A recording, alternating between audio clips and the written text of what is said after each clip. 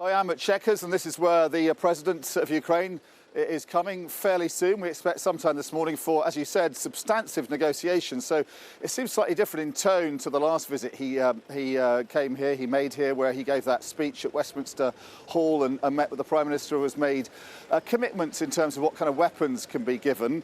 And in terms of what Britain's committed, that has been followed through on. We've heard now that Storm Shadow missiles have been given to the Ukrainians, possibly already used, Kay, over the weekend. Some speculation that they were used to, or at least one was used to strike a Russian target fairly deep behind enemy lines. That not confirmed yet, though. And this visit here to the UK follows President Zelenskyy going to Germany, where he met the Chancellor, Olaf Scholz, and also to France, where he met Emmanuel Macron, the French president, also to the Vatican, where he met the Pope. Now, the message, it seems, the thrust behind this visit seems to be his impatience at the speed at which, or the slow speed at which, Western weapons are getting through to Ukraine. So there's been a lot of commitments, a lot of promises made, particularly over weapons like modern battle tanks. And I think there's been an admittance on the behalf of various Western countries that particularly tanks aren't getting through to the Ukrainians quickly enough. Those British Challenger tanks have reached there, are already being used in training at least. But in terms of other tanks, Leopard tanks in particular,